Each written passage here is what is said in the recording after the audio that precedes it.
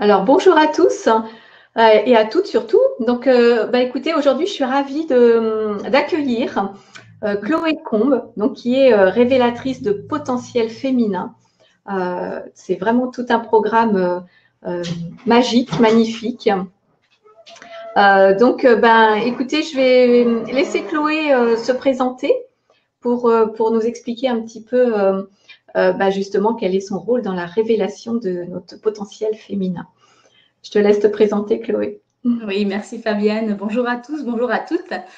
Je suis Chloé Combe. Comme l'a dit Fabienne, je suis révélatrice de potentiel féminin. Je suis praticienne en thérapie brève, en hypnose ericksonienne et sexothérapie.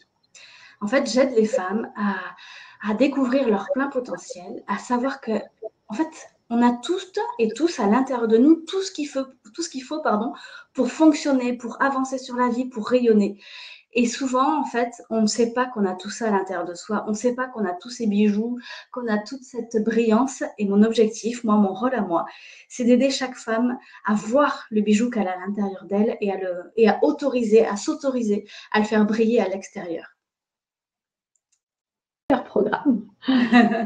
Alors, dis-nous, Chloé, comment tu t'y prends justement pour faire exprimer tout ce potentiel que chaque femme a en elle. Et puis dis-nous, quel est ce potentiel justement?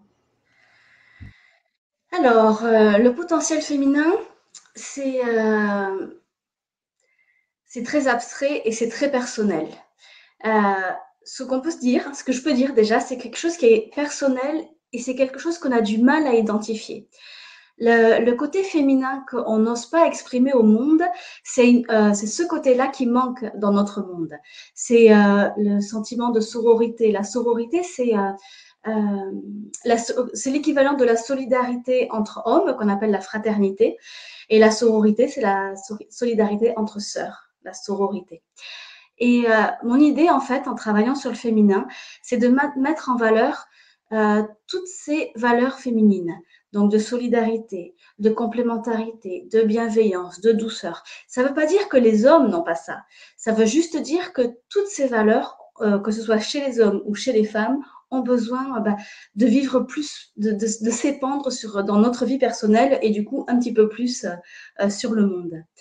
Alors, comment je travaille? Eh bien, j'ai différents outils et j'essaie d'avoir une approche assez globale de l'individu, de la personne.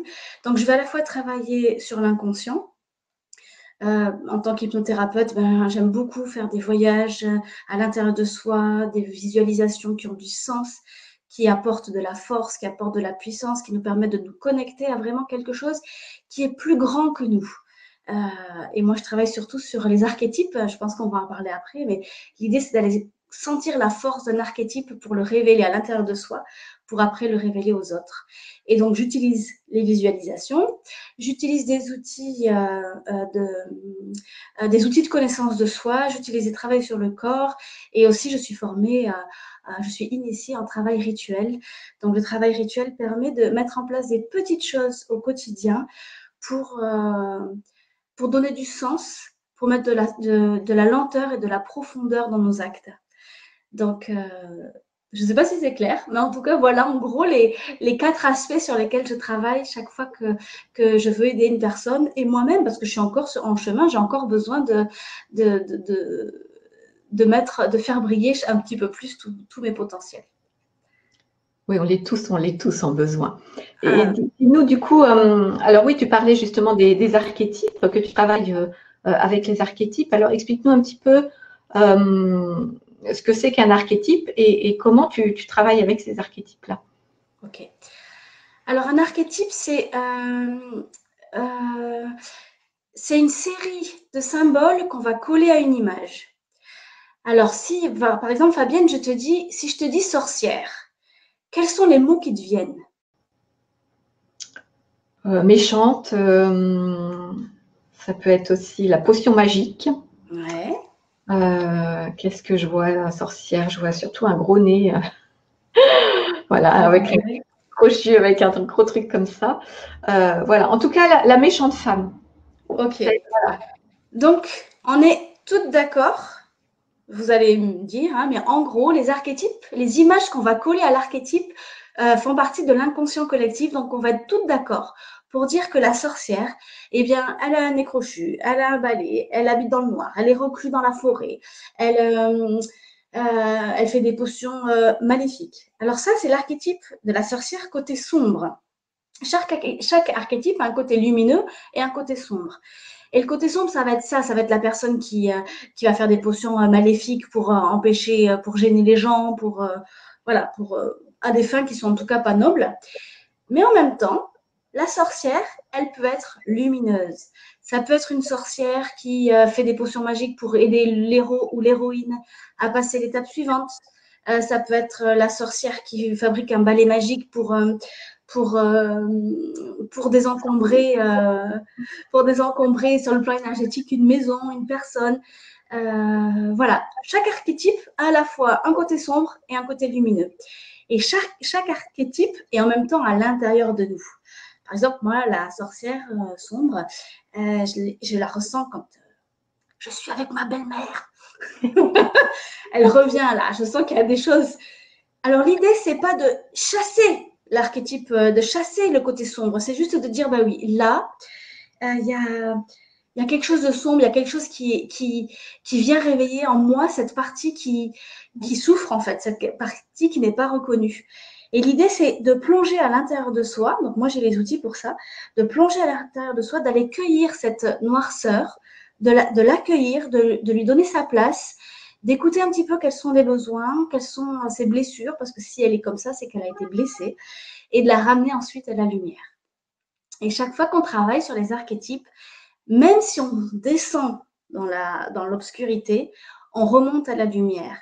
Et c'est très joyeux, c'est très ludique. Alors, forcément, le moment de la plongée, c'est pas forcément très joyeux, mais la remontée, ça vaut le coup parce que c'est joyeux, ludique et libérateur.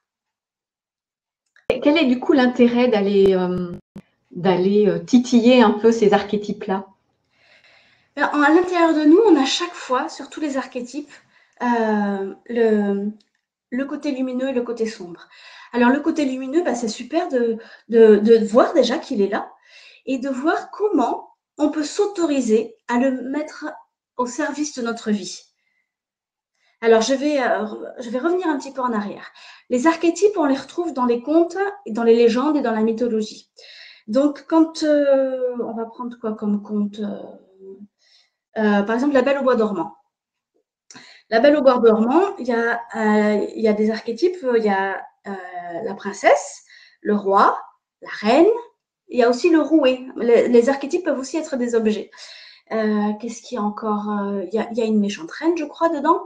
Pas une sorcière aussi, une marraine. Oui, c'est Une marraine oubliée. Mm. C'est ça, c'est là, j'ai oublié un petit peu. Eh bien, il faut savoir qu'on peut lire le conte comme si c'était l'histoire de cette jeune fille qui grandit et qui, dès la naissance, a reçu un sort, voilà. Ou bien on peut comprendre l'histoire, ça c'est Jung qui l'a vraiment décortiqué, comme si à l'intérieur de nous, il y avait une jeune fille qui cheminait, mais il y avait aussi une vilaine marraine qui avait empêché la jeune fille de s'émanciper, qui avait un papa, une maman qui était le roi et la reine. En fait, il y a tout ça qui sont à l'intérieur de nous. Et donc, avec des archétypes, on va jouer avec tous ces rôles. On va aider le papa et la maman à soutenir la jeune fille. On va aider la marraine oubliée. On va l'écouter pour savoir ce qui n'a pas été chez elle, qu'est-ce qui a été abîmé pour qu'elle soit aussi méchante, qu'elle ne soutienne pas la jeune reine. En gros, est-ce que c'est s'imbiber et se mettre dans le rôle de chaque personnage? Alors ça, c'est difficile si on le fait seul, mais quand on le fait, quand on travaille sur les archétypes, c'est facile parce que chaque fois, on va, enfin moi en tout cas, la façon dont je travaille, on va proposer à la jeune fille de s'émanciper. Et comment est-ce qu'on va faire? Je vais proposer une visualisation, je vais proposer un outil créatif ou bien un outil de connaissance de soi. Et puis, on va aller se connecter à la puissance de la jeune fille, parce que la jeune fille, elle est très puissante quand elle n'est pas blessée. Et on va aller la ressentir comme quoi elle est là, elle a plein de rêves, elle a envie de faire plein de choses, elle n'a pas du tout envie de rester endormie. Donc, on va essayer d'aller contacter cette jeune fille qui est à l'intérieur de nous, pour qu'on puisse réaliser nos rêves d'adolescente. Mais les rêves d'adolescente ou d'adolescents, ce sont des rêves qui sont puissants en fait. Et souvent, on les a oubliés. Ouais, alors est-ce qu'on passe d'abord par la jeune fille, ça peut être aussi par l'enfant, hein, par le bébé intérieur, par l'enfant intérieur, la jeune fille. Euh, je sais qu'il y a beaucoup de mamans qui nous écoutent aussi du coup sur cette conférence. Et comment on passe, c'est justement et qu'on soigne. Enfin, est-ce que c'est le mot soigner d'abord? Je ne sais pas forcément. Moi, j'aime bien dire apporter du baume. Ouais. Voilà. Penser les blessures, apporter du baume. Alors plutôt côté maman du coup. Oui, en fait, c'est ça. On va C'est-à-dire le côté féminin. Dans le côté féminin, il y a forcément la femme, la mère, la maman, l'amante, la maîtresse. Enfin, il y a tout plein de choses. Et côté maman, est-ce qu'il y a des archétypes vraiment spécifiques Alors, moi, je travaille surtout avec les archétypes des déesses grecques. Et il y a une déesse qui est attitrée pour ça, qui est la maman, la mère nourricière, celle qui prend soin, c'est Déméter. Ok. Et alors, Déméter, c'est pareil. Elle a un côté sombre, un côté lumineux. Le côté lumineux, ben, en fait, c'est la déesse des moissons. Elle va nourrir la planète, elle va nourrir les hommes, elle va nourrir sa fille, elle va nous nourrir. Et le problème, c'est que quand elle est trop présente et quand les autres déesses sont pas présentes, elles sont toutes endormies, et ben, ça va être une maman qui va être possessive, qui va empêcher ses enfants de grandir. Au niveau de ses projets, c'est pareil. Un projet, c'est un bébé, mais elle va avoir du mal à lâcher son bébé, elle va avoir du mal à partager ses idées, elle va vouloir garder tout pour elle. Et ça, c'est pas être dans le féminin qui est ouvert, qui donne. Et en fait, j'imagine que vous arrivez, ou en tout cas Fabienne, tu arrives à te retrouver là-dedans. À la fois dans ah, j'ai des projets, je le nourris, et en même temps, c'est humain. Hein. On n'a pas trop envie de le donner, on a envie de le garder pour soi. Il y a des choses un peu. Ça te parle, ça? Ouais, ça me parle bien. Ouais, le côté vraiment où tout s'illumine et puis le côté d'un seul coup où tout s'assombrit parce que intérieurement il y a aussi des peurs, il y a aussi plein de choses, des croyances, Exactement, c'est exactement ça. Alors explique-nous un petit peu justement. Moi, je te parlais justement de tout ce qui est dans le féminin. Toi, tu es révélatrice justement de potentiel féminin. Donc, dans ce féminin, il y a bien ce côté femme, mère, maman, jeune fille que tu disais tout ça. Et pour le coup, donc toi, tu travailles beaucoup avec les déesses. Et est-ce que ces déesses, comment je dirais, drainent un peu tous ces aspects féminins-là? Ouais. Voire plus, j'imagine, en plus. Ouais. Alors, en fait, chaque déesse, donc, comme chaque archétype, a un côté lumineux et un côté sombre. Et donc, soit on peut travailler le côté lumineux, soit on peut aller plonger dans le côté sombre pour le ramener à la surface et rendre la déesse plus présente à l'intérieur de nous et qui occupe notre juste place. Alors, par exemple, il y a Artémis, c'est la déesse de la lune, de la chasse. C'est la femme qui est la plus en connexion avec son corps, avec ses sensations. Et par exemple, donc, en travaillant sur les archétypes, sur les déesses grecques, j'anime des cercles de femmes, c'est-à-dire qu'on se retrouve ensemble, ou bien vous êtes devant une rediffusion, et on va toutes se connecter, que ce soit à l'instant présent, ensemble ou en rediffusion, ça marche. On va toutes se sentir reliées à ce qui se passe pour vous à l'instant présent. C'est-à-dire qu'on va commencer par une visualisation d'ancrage et de reliance. Ensuite, il y a une visualisation, il y a un outil de connaissance de soi, une rencontre avec la déesse, et chaque déesse va nous donner l'autorisation de vivre ce qu'on a besoin de vivre aujourd'hui. Et c'est important que je dise ça, ça veut dire que les cercles, vous pouvez les revoir et les re-revoir, parce qu'il y a toujours quelque chose à aller creuser, à aller chercher. Et si vous refaites, il ne faut pas le refaire toutes les semaines, mais si vous le faites tous les mois, vous allez vous rendre compte que chaque mois, vous avancez un petit peu plus sur votre féminin. Donc avec Artémis. Juste une petite parenthèse avant de continuer et peut-être de parler un petit peu de toutes les déesses. Est-ce que tu peux nous dire justement quel est l'objectif et quels sont les bénéfices de faire justement ces cercles de femmes et d'aller se connecter à ces déesses-là? Quel est l'objectif pour soi, pour son développement personnel certainement, mais quel est l'objectif de tout ça? Alors, il y a plusieurs objectifs et chaque personne va aller chercher ce qui est bon pour elle à ce moment-là.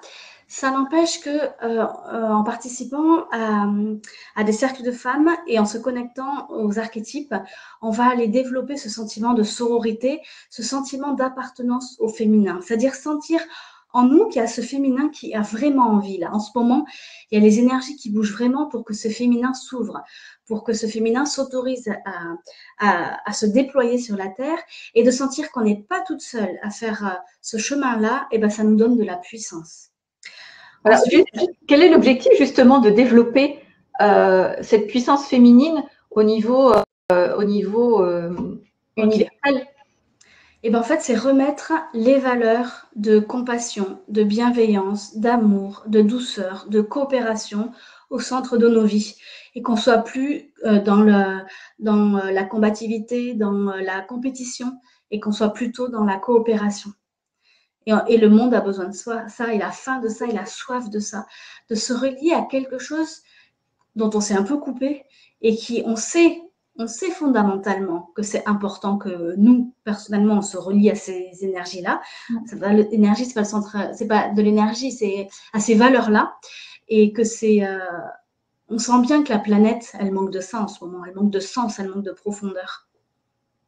Oui, parce qu'on prône un peu l'égalité entre hommes-femmes. Alors même si tout le monde a un côté féminin, un côté masculin, mais pour le coup, il y a quelque chose qui a besoin d'être remis un peu à sa place. Je ne sais pas si c'est le bon mot, mais en tout cas, de faire émerger peut-être ce côté qui est plus féminin et qui a été un peu endormi et un peu…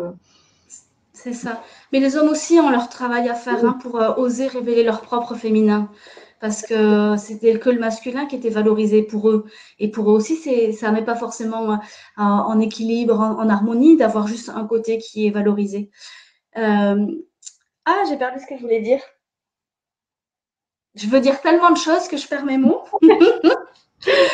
Bon, alors, disons que mettre en lumière notre féminin, enfin le féminin en nous-mêmes, parce que ça commence par nous-mêmes, pour le déverser, un grand lavage énergétique de bienveillance, d'amour, de reliance, ce serait bon sur la planète. En fait, ça permet déjà à soi. Le plus important, c'est de commencer par soi. De toute façon, c'est la première des choses. C'est justement d'équilibrer son masculin et son féminin. Et d'oser en fait plus de douceur, d'oser briller, d'oser s'autoriser à faire des choses qu'on a envie de faire, mais qu'on ne fait pas. Combien de femmes n'osent pas écrire de livres, n'osent pas repeindre la chambre, si elles ont envie de repeindre la chambre de toutes les couleurs, n'osent pas changer de boulot, n'osent pas, vous voyez ce que je veux dire? Vous qui vous regardez, ou toi Fabienne, qu'est-ce que tu n'oses pas? Qu'est-ce que vous n'osez pas? Il y a énormément de choses qu'on n'ose pas faire. Et c'est dommage, c'est malheureux quand même, parce qu'on sait que ça nous ferait du bien. Et si on osait le faire, si on n'avait pas peur du jugement, si on n'avait pas peur de la critique, si on n'avait pas peur de regarder les autres, on le ferait simplement, librement, et tout le monde en profiterait.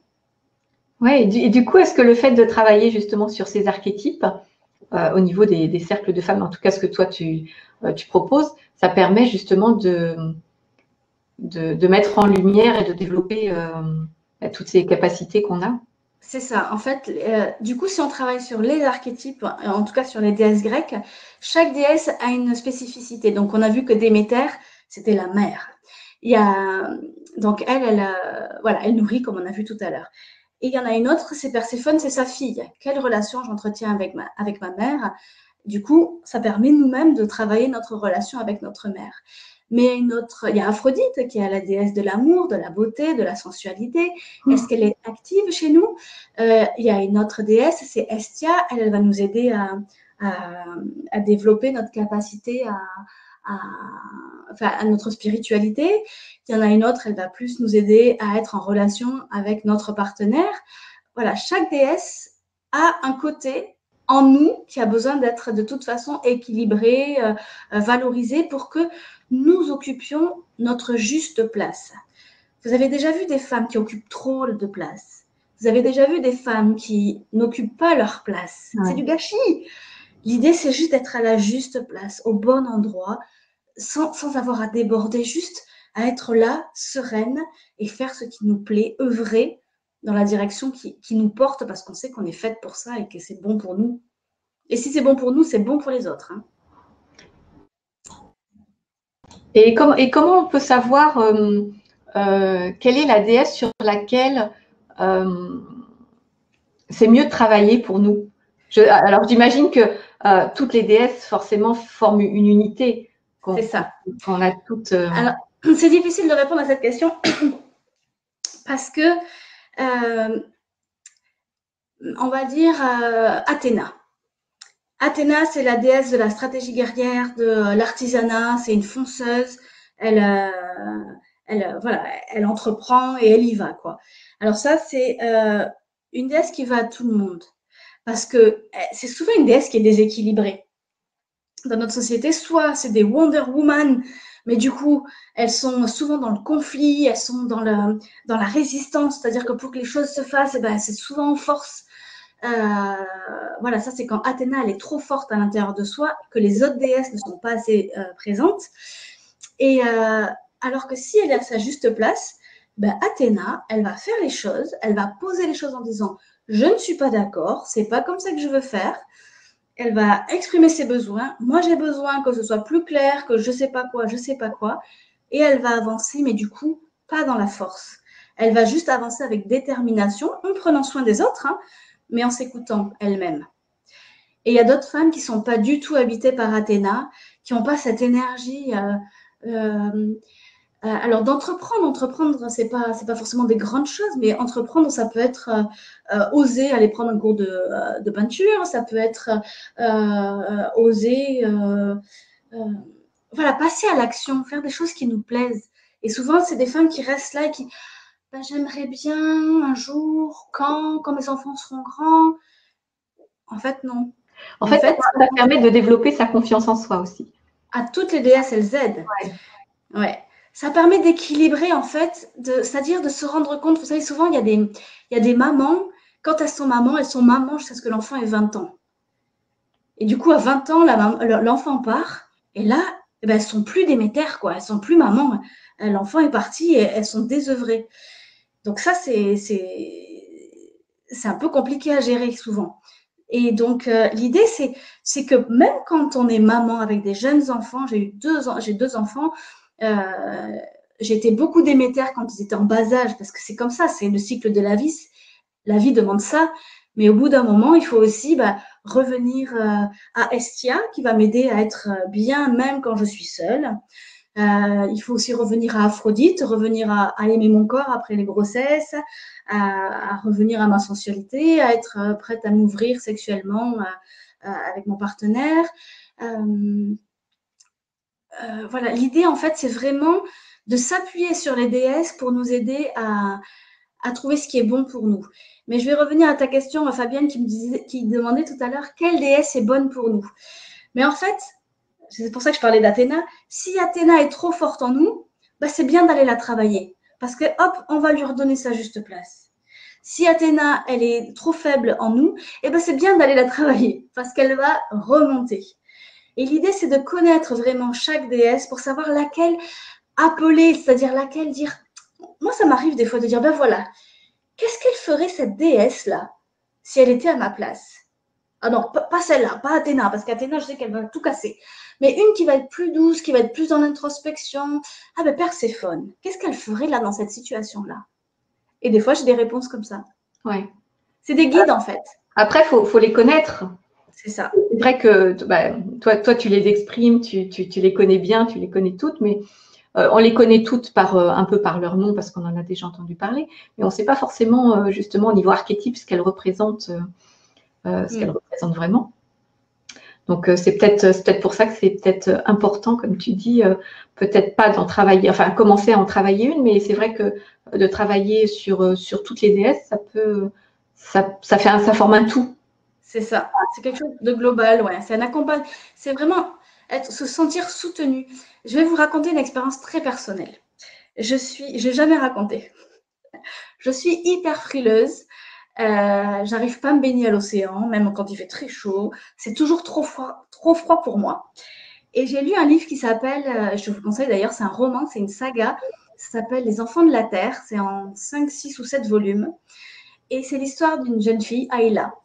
Et au début, elle est enfant, puis elle grandit. Et Ayla, tous les jours, elle va se baigner à la rivière. Même l'hiver, elle va casser la glace pour se baigner dans l'eau. Moi, quand je lisais ça, je me disais, waouh, ça, c'est une déesse. J'avoue que j'ai la même réaction. Hein. Eh bien, figurez-vous que maintenant, chaque fois que je veux me baigner dans l'eau froide, et je me suis baignée dans l'eau froide parce que je voyage beaucoup et ça m'arrive de, voilà, maintenant, eh bien, je me dis, Ayla, viens avec moi. Et bien, Ayla est avec moi, je la sens, quoi. C'est comme si elle était là. Bien sûr qu'elle n'est pas là, c'est dans mon imaginaire. Mais c'est comme si j'activais un truc puissant à l'intérieur de moi et je me baigne dans des endroits glacés. Je me suis baignée dans une source, c'était dans quel pays? Au Mexique, une source qui était valorisée par les Mayas, je crois, parce qu'elle était glacée, justement. Et bon, en même temps, j'avais cette envie de faire comme eux, de me connecter à ça, mais j'ai réussi et avec facilité parce que je me sentais accompagnée. Alors peut-être que les Mayas étaient là aussi, je n'en sais rien, mais en tout cas, je me suis baignée dans cette eau glacée et j'en garde un souvenir. Et en fait, ça. C'est pas qu'une expérience, c'est que pour le coup, tu le vis comme une expérience forcément, mais tu ramènes ça en plus à toi comme quelque chose de t'as réussi, tu sens que c'est en toi, tu sens que cette puissance-là, finalement, elle est bien présente. Voilà, exactement. Cette puissance, je l'ai et je suis capable de me baigner dans le froid. Et pour d'autres choses, du coup, si Ayla, elle a réussi à me transmettre ça, eh ben peut-être que Aphrodite, elle va m'aider à rester centrée sur moi, à exprimer clairement mes désirs, à oser exprimer ce que je veux pas, ce que j'ai envie qu'on explore à deux ou pas, ou toute seule. Voilà. En fait, chaque déesse a sa propre spécificité. Et ouais, ce qu'on disait tout à l'heure, hein, elles sont toutes complémentaires les unes des autres. Et ouais, je dirais que c'est fabuleux, quoi. C'est top. Et les déesses, elles nous ressemblent. Elles ont à la fois un côté sombre, un côté lumineux. Voilà, à la fois, on a, comme j'ai dit tout à l'heure, Déméter, à la fois on est capable d'aimer, mais à la fois on est capable d'étouffer.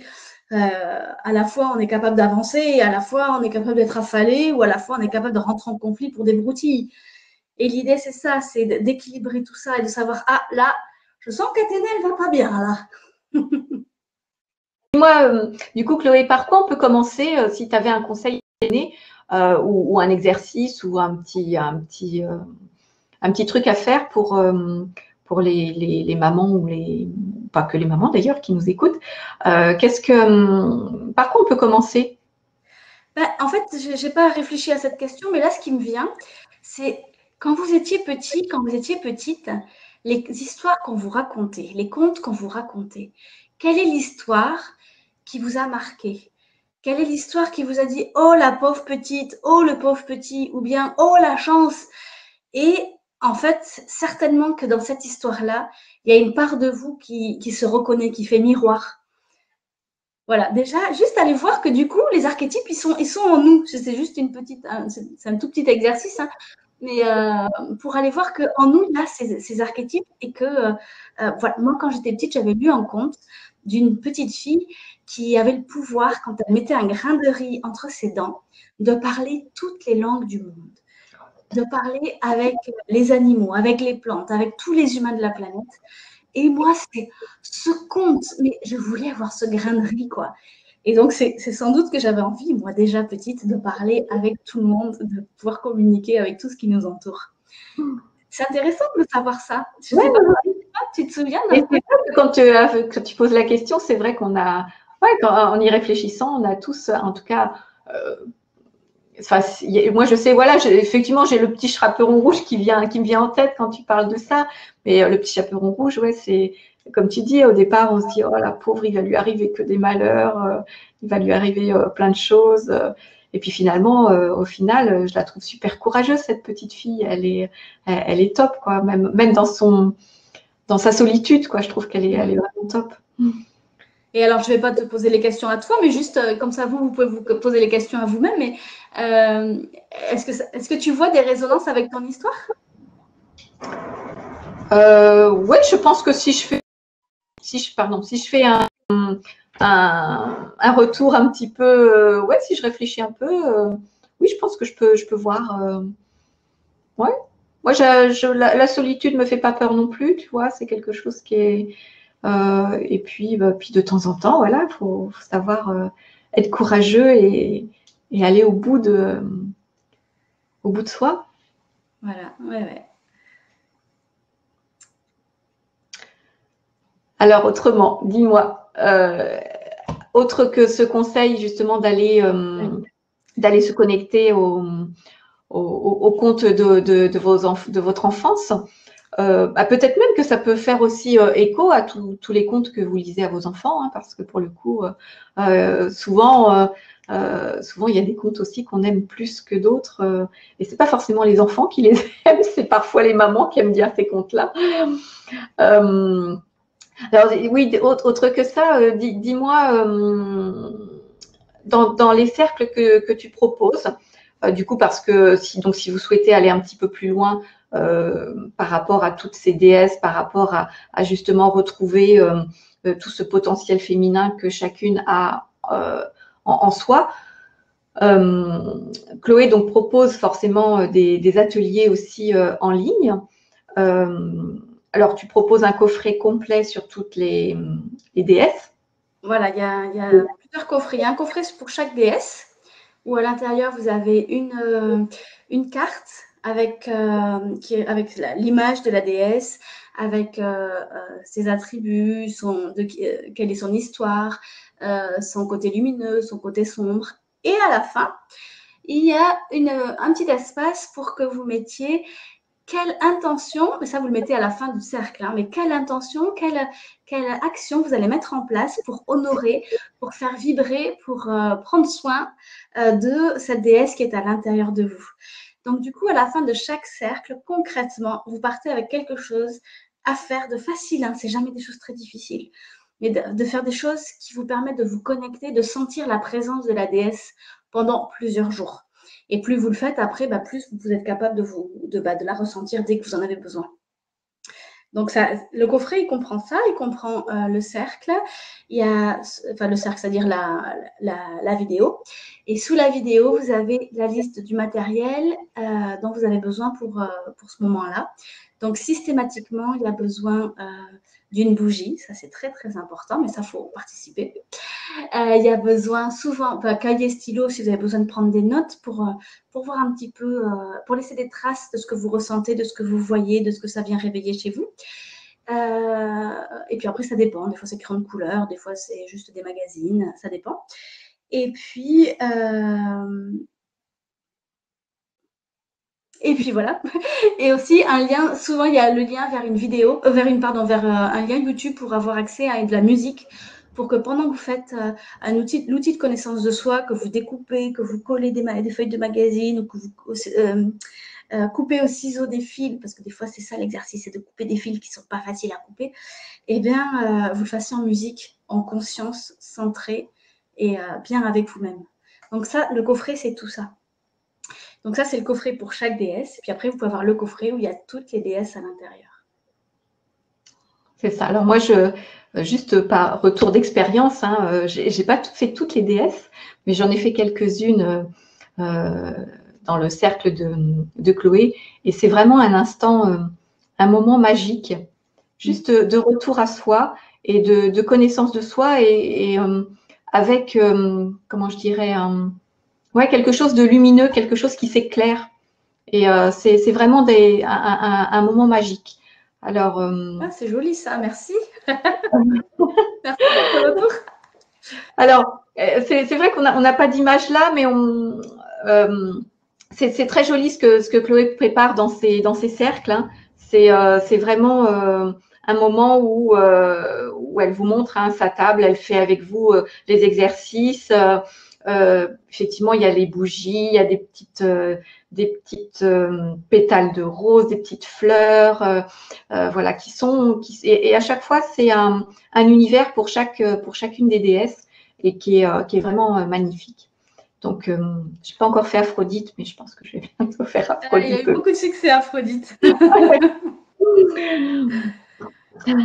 Donc voilà, donc je vous invite à aller voir ce que vous propose Chloé, bien sûr. Si tu veux, Et ce puis, que je te propose, Fabienne, c'est de dire les 7 déesses. Et puisque moi, j'ai choisi de travailler, parce qu'en fait, pour chaque déesse, on peut faire énormément de cercles de femmes différents. Donc, ce que je te propose, c'est que je dise les déesses qui sont présentes et puis quels aspects j'ai envie d'approfondir. Tu veux bien? oui. Alors, je vais sur mon écran parce que je m'en souviens pas. Ouais, alors attends, tu n'as peut-être pas besoin de moi, je vais me remettre en… Ah, ouais. Alors, donc Artémis, ça va nous aider à transformer le négatif. Artémis, c'est la déesse de la lune, et la lune est très présente et très importante pour les femmes, et on va jouer avec ça. Je ne sais pas si j'ai assez appuyé dessus, mais travailler avec les archétypes, c'est jouer avec eux. Et ce n'est pas parce qu'on joue que ce n'est pas sérieux, que ce n'est pas profond. C'est vraiment jouer pour lâcher un petit peu le mental. Vous savez, les enfants, ils jouent aux cow-boys et aux indiens. Et quand ils jouent aux cow-boys et aux indiens, ils ont vraiment l'impression d'être un cow-boy ou ils ont vraiment l'impression d'être un indien. Et ils vont chercher une puissance là-dedans. Ils vont chercher quelque chose qui les nourrit. Et bien, nous, on va faire pareil. On va jouer comme eux, mais nous, on va jouer avec des déesses. Alors, il y a aussi Estia. Estia, le cercle, il va vous aider à vous sentir entière, même quand vous êtes seul. C'est-à-dire, vous avez beau être en difficulté avec votre couple, dans votre couple, pardon, ou votre enfant a quitté le nid, ou bien votre copine, c'est compliqué, peu importe. Dans toutes circonstances, même si vous êtes seul, vous n'êtes pas en 1000 morceaux. Vous restez entière, vous restez aligné, vous restez droite. Et ça, c'est très confortable pour soi. Il y a Héra qui va nous aider à nous réconcilier avec nous-mêmes, qui va aider à penser un petit peu tout ce qui est blessé. Il y a Déméter qui va nous aider à nourrir notre projet. Alors peut-être vous n'avez pas de projet là, mais Déméter, elle va vous aider à trouver quel est votre projet. Alors c'est pareil, les projets, c'est pas construire une maison, c'est pas toujours faire des grandes choses, mais faire des petits pas, mais oser les faire. Et Déméter, elle va nous aider à ça. Perséphone, elle va nous aider à pacifier notre relation à notre mère. Même si notre relation est bonne avec notre mère, moi j'ai une très bonne relation avec ma mère, de travailler sur la relation, ça permet de pacifier encore plus, de séparer, des fois de couper un petit peu le cordon, de trouver sa juste place par rapport à son positionnement, par rapport à sa propre mère.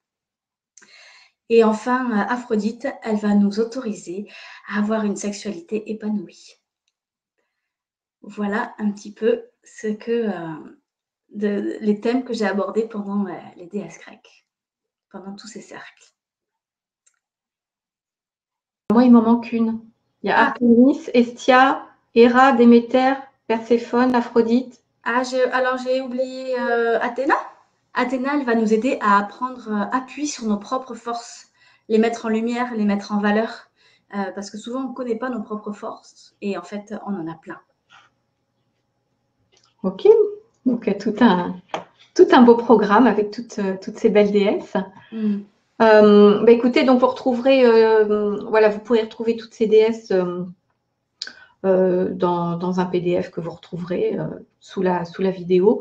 Et puis si vous souhaitez aller plus loin, vous pouvez aussi aller voir un petit peu les programmes de Chloé qui sont magnifiques et qui peuvent vous aider pour vous. Mais ce qui est important aussi, moi, ce que j'aime dire, c'est que quand on travaille sur soi, on travaille aussi, on devient un peu un modèle pour ses propres enfants, c'est-à-dire que ça fait un peu boule de neige et que ça permet en tout cas de soigner certainement notre passé aussi, hein, mais pour justement faire que ce soit meilleur aussi pour soi-même, mais aussi pour nos enfants.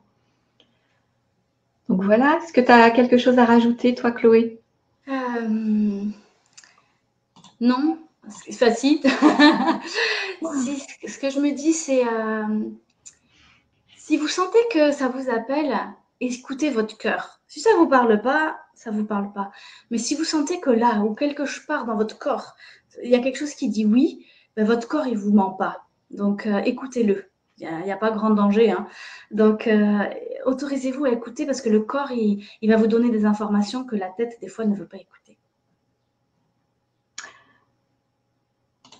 Ok, bah écoute, super. Bah, j'espère que cette conférence vous a apporté aussi plein de pistes pour vous-même, en tout cas pour révéler votre potentiel féminin, ce potentiel qu'on a vraiment tous en soi et qui ne demande qu'à s'illuminer qu'à être éclairé et qu'à se développer. Donc, bah, écoute, merci Chloé, merci à toi. Et puis bah, j'espère qu'on te retrouvera sur une autre conférence, sur un autre sujet. En attendant, bah, donc Chloé part voyager, voilà, vers d'autres horizons, mais plus pour ramener aussi d'autres, comment je dirais, d'autres. Voilà, elle va nous ramener de belles choses à nous raconter et pour nous offrir tout ce beau potentiel. Ouais, je vais aller chercher, ramener déjà à l'intérieur de moi pour peut-être après offrir, mais ramener des belles richesses. Ouais. Ouais, des belles richesses dans d'autres contrées un peu plus loin. Voilà, un peu plus loin, même assez lointain, mais. C'est ça. En tout cas, merci Fabienne de m'avoir invitée. Merci pour ta confiance et puis pour spontanément que tu as dit que voilà, c'était magique, que ça apportait. Voilà, c'était joli ce que tu as dit. Mais Ça, c'est beau aussi ce que tu fais. C'est très, très ça beau. m'a touchée. Oui, oui, mais j'apporte beaucoup d'attention à la beauté. Hein. C'est pas forcément la beauté physique, c'est au prendre soin d'eux. Voilà, c'est ça qui est important pour moi. Eh ben, merci, en tout cas, merci à vous aussi. Et puis, à très, très vite. Au revoir, Chloé.